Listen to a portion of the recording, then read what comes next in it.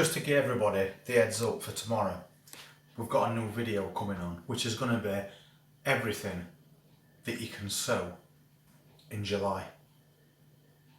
Because a lot of people may think that just because you're in a position now where you're harvesting and looking after the things that you're already growing, there's nothing else to sow. But there definitely is, quite a lot. So we'll go through a lot of things tomorrow and what can be sown directly outside, what you can put in modular trays, and what you need to consistently keep sowing between now right up until December. So you're getting these constant harvests. So you're never ever in a position where mid-August you fancy a really nice salad, but then realise you've used all your plants but you didn't sow any more. So we're going to stop that happening by going through a list of everything.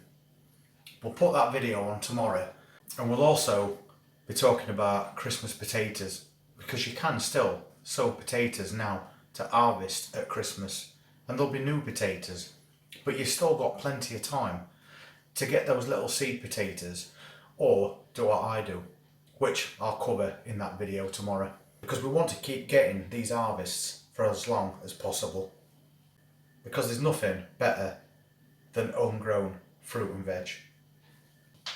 If you're interested in seeing that video and getting an heads up if you're a newbie gardener and what you can sow between now and the end of July, then we'll see you tomorrow.